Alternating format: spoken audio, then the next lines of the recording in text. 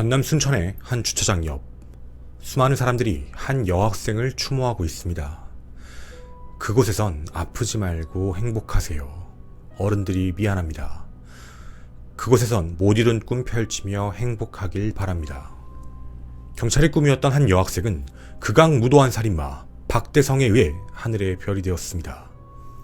박대성, 끔찍한 범죄 행위뿐만 아니라 범행 이후 웃으며 길을 활보하는 모습부터 검거된 이후에도 반성이 아닌 웃음을 보이며 수많은 사람들에게 공분을 샀습니다. 반성이라는 의미를 알까요? 설마 그는 이렇게 생각하고 있는 게 아닐까요? 대한민국은 사형을 시키지 않는다. 주치 상태로 기억이 나지 않는다라고 주장하면 너희들이 생각하는 것만큼 큰 형량은 나오지 않을 것이다. 수많은 범죄자들을 보았습니다. 이젠 그런 생각이 듭니다. 이들을 살려두는 것이 정말 옳은 일일까? 오늘은 여러분들께 특별히 한 가지를 더 부탁드리고 싶습니다. 이 영상을 전부 시청하시고 사형 집행에 대한 의견을 자유롭게 댓글로 남겨주시길 바랍니다. 그 의견들 잘 정리해서 제출토록 하겠습니다. 네, 안녕하십니까, 김원입니다. 굉장히 무거운 마음으로 방송을 촬영하고 있습니다. 아마 많은 분들께서 기사로 그리고 뉴스로도 접하셨을 것 같은데요. 바로 신상 공개된 박대성에 대한 이야기입니다. 사실 사건 초기 발생부터 많은 제보를 받았고 그 뒤의 내용들부터 그리고 행적들을 확인을 하면서 사실 계속해서 소름이 돋았어요. 어떻게 이렇게 잔혹하고 말도 안 되는 범죄를 저지를 수 있지? 진짜 사람들은 그런 얘기를 합니다. 그 정신 나간 애의 머릿속을, 걔의 범행 동기가 뭐가 중요하냐, 어떤 감정이었는지 뭐가 중요하냐 라는 이야기들도 많이 해주시는데, 처벌을 받게 하기 위해서는 정확한 내용들을 확인해야 되는 건 당연하다라는 생각이 듭니다. 그 이후에 범행 동기에 대한 내용들도 속속 이제 나오기 시작을 했는데요. 사실 그것도 좀 납득이 되질 않았어요. 언론에 나왔던 내용에서는 여자친구와 헤어지고 가게가 잘 되지 않아서 그런 이야기를 됐다고 하는데, 저희가 확인을 해본 바에 따르면 박대성이 운영했던 가게는 장사가 꽤나 잘 되고 있었습니다. 정확히 표현하면 그 장사를 말아먹은 것도 본인이죠. 진짜 그게 어느 정도로 잘 되고 있었냐면, 그 개업을 한 지 불과 몇 달 되지도 않은 사이에 저희가 그 리뷰 이벤트도 확인을 좀 해봤는데, 사실 잘 리뷰를 잘 안 남기는 분들도 많이 계시잖아요. 그 어플리케이션 리뷰만 해도 진짜 거의 수백 건이었습니다. 주문량이 상당했다라는 뜻인 거죠. 어느 순간부터 본인이 제대로 가게를 운영하지 않은 정황들이 포착이 되는데, 그가 운영을 했던 중고 시장, 그 어플리케이션이 있죠. 그 어플리케이션에서 글을 올렸던 시점들을 보게 되면 딱 개업을 하고 불과 한 중간 정도? 얼마 되지도 않았을 때부터 물건들을 서서히 내놓는 모습들이 좀 보입니다. 어떻게 보면 자신이 벌려놓았던 일들, 사업이라고 얘기했지만 그 사업을 완전히 말아먹은 것도 본인인데, 그 분노를 왜 세상에다 던졌는지도 보통 사람들 생각에선 납득하기가 어려운 부분이기도 하죠.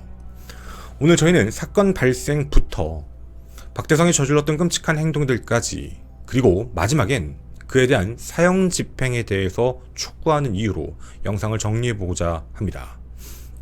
2024년 9월 26일 오전 12시 44분 순천시 조례동의 한 주차장 인근 CCTV 화면입니다.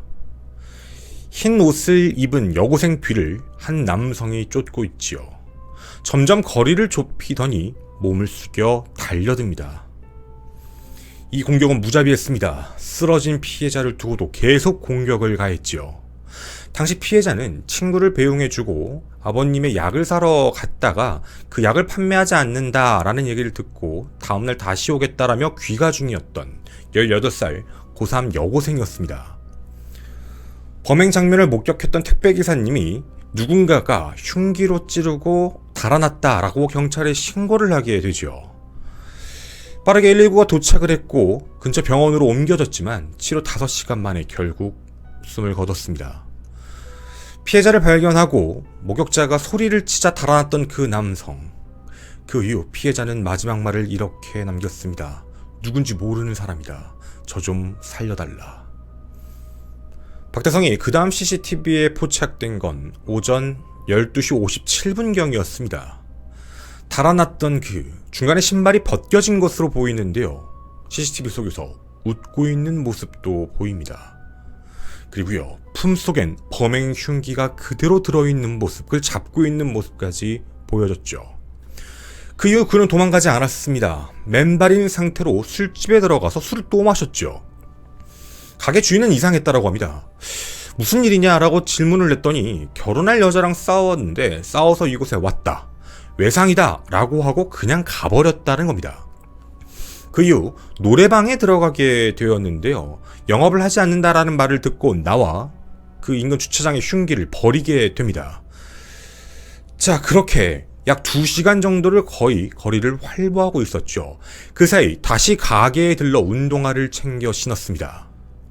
오전 1시 57분경 검은색 바지, 반팔티를 입은 남성이 주차된 차량을 향해 발길질을 합니다. 사건 현장에서 약 1km 정도 떨어진 곳이었죠.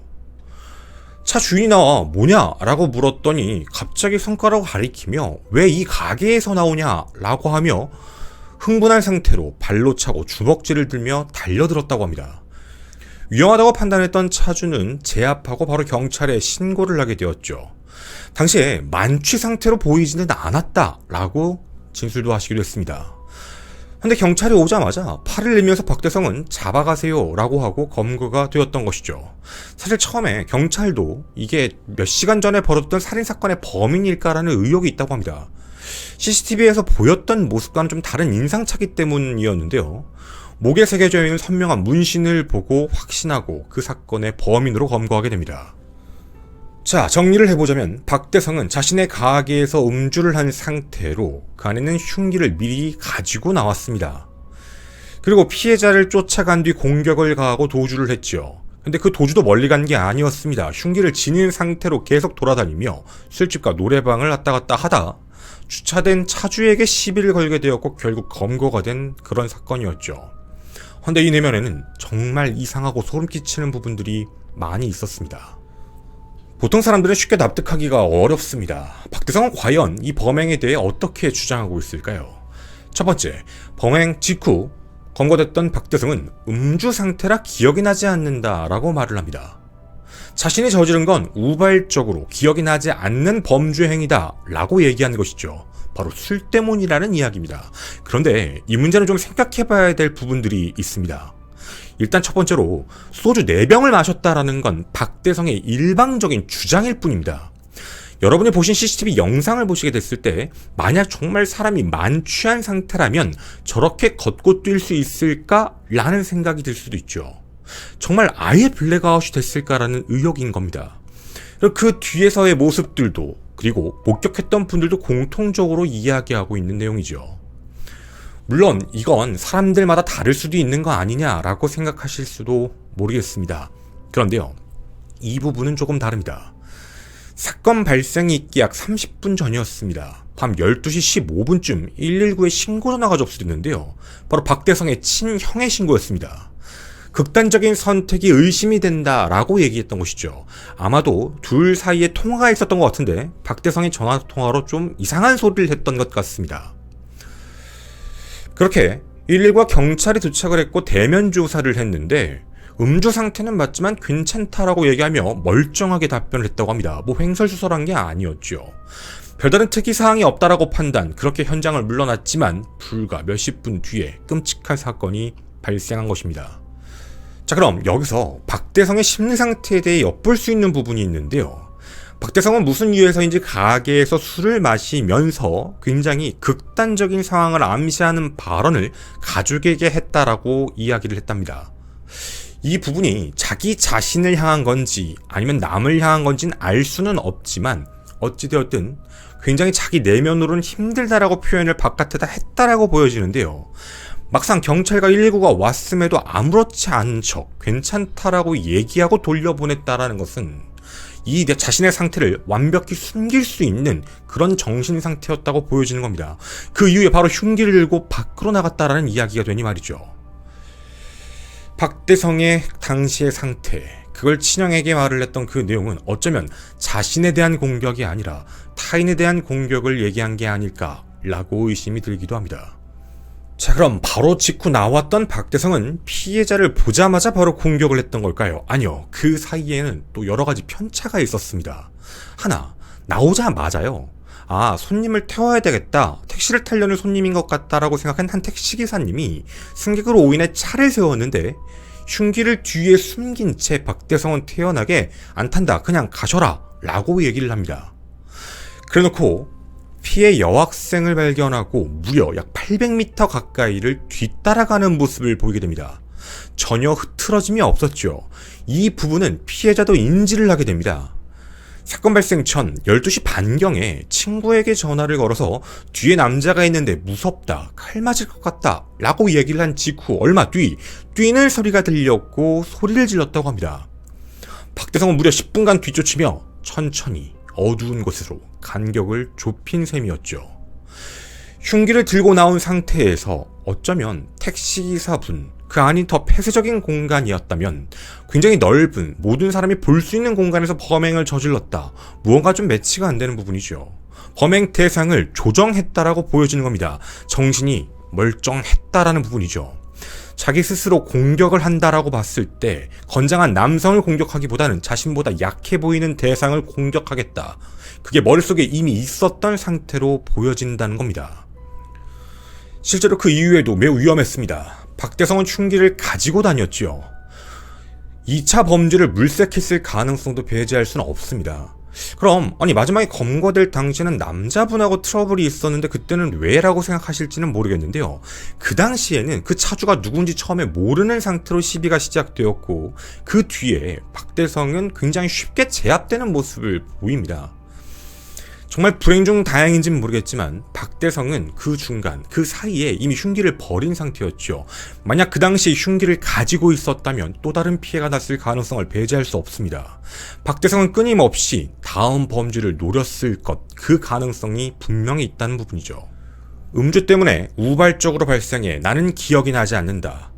근데 얼마 전 송치를 할 때 이야기로는 그렇게 말을 하죠. 조금씩 기억이 난다. 뭐가 기억이 난다라고 얘기하는지는 잘 모르겠지만 갑작스럽게 기억이 난다. 이것도 조금 의아합니다. 자기 스스로 정신질환이 있다라고도 말을 했고 음주 상태에서 아예 블랙아웃이었다라고 얘기를 해놓고 점차 기억이 난다는 말은 무엇을 의미하는지도 좀 납득이 되지 않지요. 하지만 우린 분명 알고 있습니다. 그는 생각을 하면서 움직였습니다. 그리고 미리 흉기를 준비했고 따라가서 공격을 가했다는 것, 결코 우발적 범행이다라고 바라볼 수가 없다라는 문제입니다. 이건 계획살인입니다. 그것도 비난 동기 범죄지요. 일면식도 없는 사람을 갑작스럽게 공격한 아주 끔찍한 살인행위입니다. 박대성의 주장, 범행 목적은 과연 무엇이었을까요? 경상북도 경주시 출신으로 경산시 소재의 치과에서 약 4년간 치위생사로 일을 했던 것으로 확인이 됩니다. 그리고 2024년에 전남 순천시에서 한 가게를 운영하게 되었는데요. 아버지에게 돈을 받아 운영을 시작했다라고 합니다.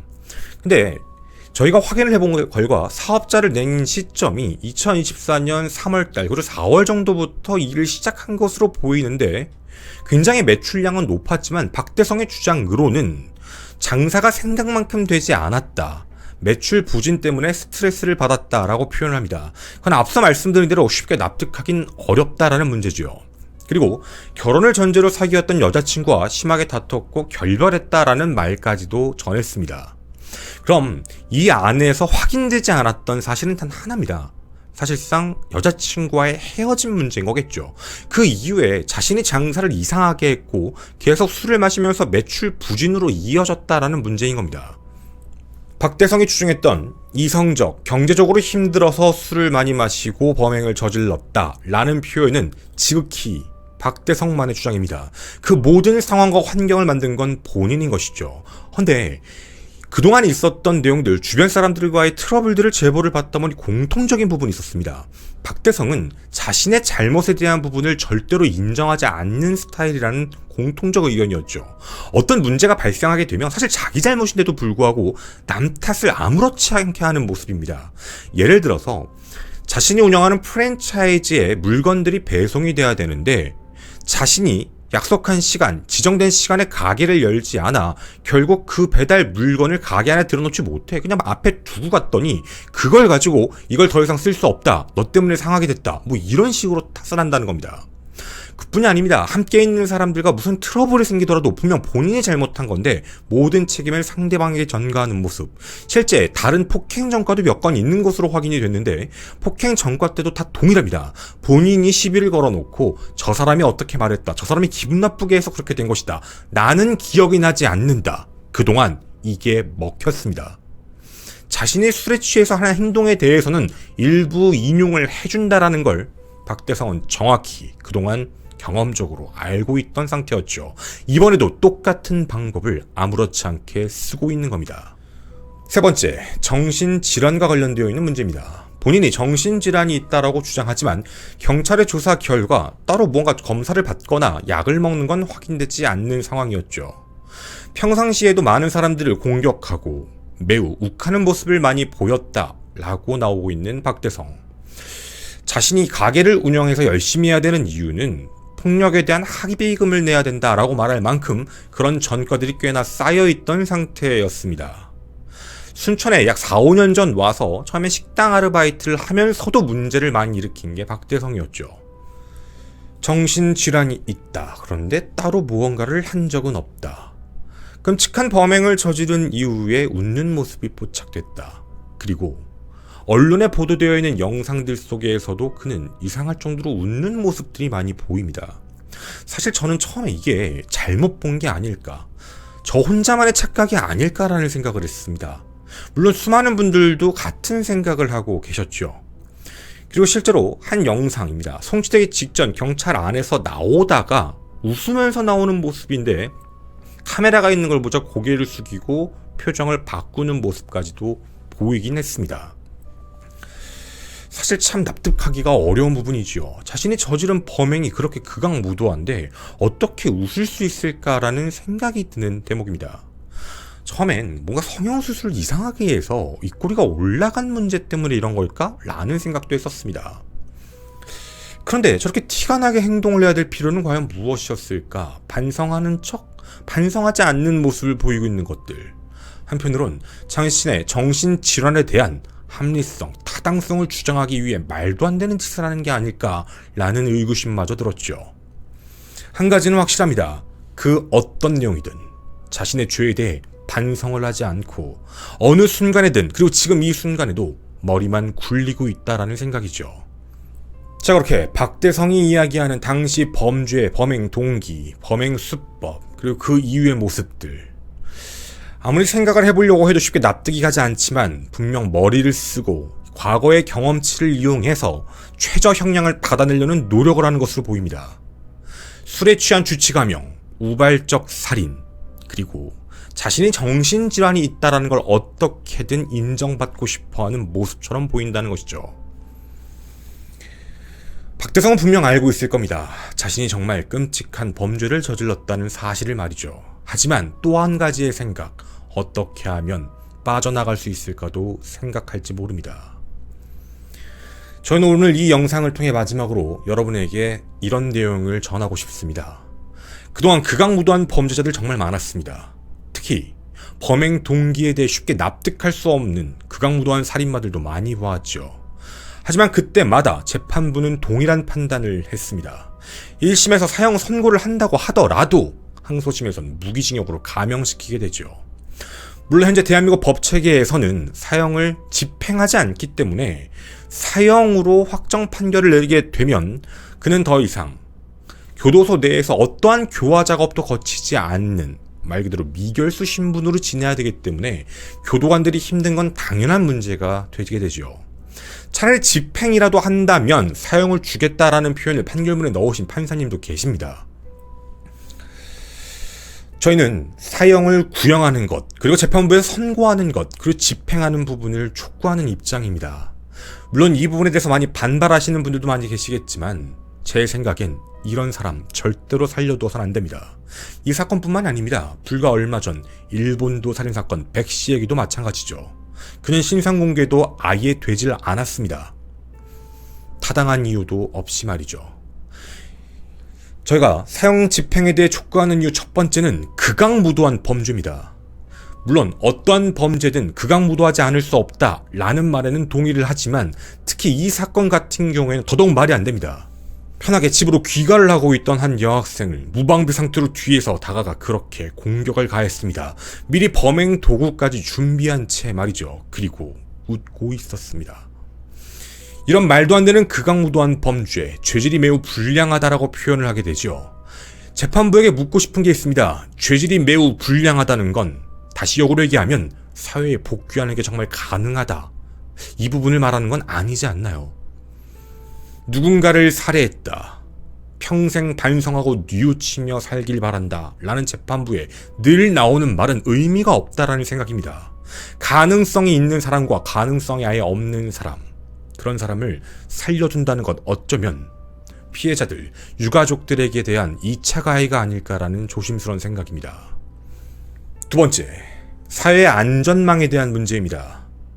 우리 그 누구든 안전하게 사회에서 살아가야 할 권리라는 것이 있습니다. 하지만 그 사회의 균형을 깨트리는 극악무도한 범죄자들에 대해서는 당연히 합당한 처벌을 가해야 된다고 생각합니다.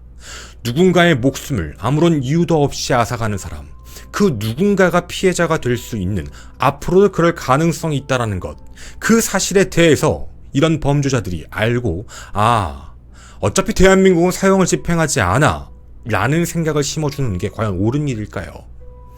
끔찍한 죄를 지은 사람은 그에 상응하는 대가를 받게 된다. 그것이 한편으론 사회의 안전망을 유지하는 지름길이 아닐까라는 생각도 듭니다. 혹자는 이런 이야기를 많이 합니다. 사형을 집행한다고 해서 범죄율이 떨어지는 그런 보고를 본 적이 없다.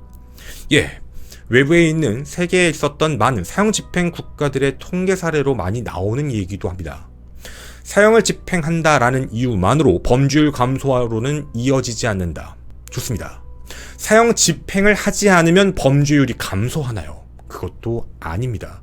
그럼 어차피 같습니다. 죽어 마땅한 자 그냥 죽이는 게 어차피 하던 안 하던 범죄율 감소와는 상관이 없는 논할 대상이 아예 아니라는 그런 느낌입니다. 세 번째, 죄인들의 긴장감이 필요합니다. 알고 계신가요? 유영철, 강호순 다 살아있습니다. 많은 이야기들이 외부로 나오고 있죠. 거의 왕처럼 군림한다고 합니다. 자신은 더 이상 받을 게 없거든요. 사형수, 집행을 해야지만 형이 맞춰지는 인간들입니다. 그들은 안에서 황제처럼 어떤 것도 자신들을 막을 수 없다는 생각을 가지며 살아야 됩니다. 당연히 교도관 분들은 이런 죄인들에 대해서 눈치를 볼 수밖에 없죠. 더 큰 사고를 치게 되면 답이 없으니 말입니다. 이런 사람 그냥 살려두는 게 정말 맞는 걸까요? 우리는 그런 이야기도 들었습니다. 유영철이 교도관의 팔을 부러뜨렸다. 그럼에도 불구하고 사형을 집행할 수도 없고, 그럼 알아서 조심해야 되는 상황밖에 만들어지지 않습니다. 극악무도한 범죄자들의 사형 집행은 일사천리로 진행돼야 하지 않을까라는 생각입니다. 네 번째, 반성을 하지 않는 모습입니다. 정신질환이 있는 척 뭔가 연기를 하기 위하여 지금 그런 모습을 보이는 건지 모르겠지만 그 어떠한 경우의 수를 놓고 보더라도 분명한 건 머리를 굴린다, 반성을 하지 않는다라는 내용이죠. 진짜 반성을 하는 사람이라면 포토라인 앞에 서서 그런 행동을 강하는 것도 말이 안 됩니다. 반성을 하지 않았다. 그리고 음주 상태였긴 하지만 모든 걸 기억하고 추적했다. 그리고 그 뒤에 뻔뻔하게 행동을 하고 있다. 그동안 재판부가 하려고 했던 감형 조건의 이유 그 어디에도 해당되지 않는 사람입니다. 다섯 번째, 교도관분들의 안전 문제가 있습니다. 이런 녀석 사형 집행 선고하지 않는다 라고 이야기를 하게 되면 교도소 안에서 어떤 행동을 할까요? 만약 무기징역이라고 한다면, 물론 요즘 대한민국은 사람을 한 명 살해했다라는 걸로 무기징역을 잘 안 주시더라고요. 어쩌다 여기까지 왔는지는 모르겠지만 대부분 유기징역형이 많이 떨어집니다. 참 이 부분도 안타깝고 이해하기가 좀 힘든 부분인데요. 사실상 무기징역을 선고한다 하더라도 교도관분들의 행정적인 문제는 같이 결합이 되게 됩니다.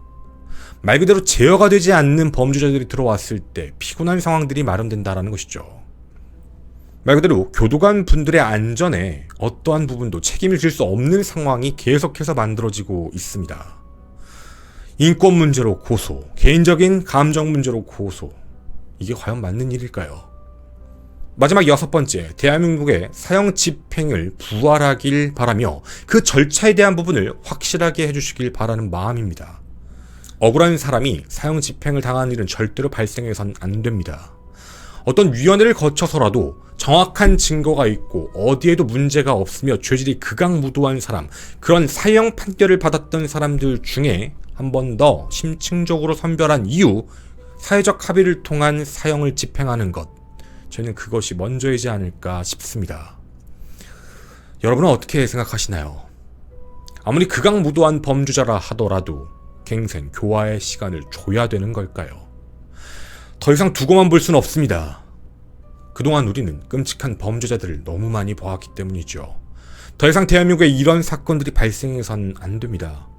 그리고 그런 사람이 피해자의 삶을 앗아가고 대신 삶을 연명해가는 건 더더욱 말이 되지 않는다는 생각입니다. 여러분의 많은 의견 기다리도록 하겠습니다. 저는 김학사 컴파일의 김원이었습니다. 감사합니다.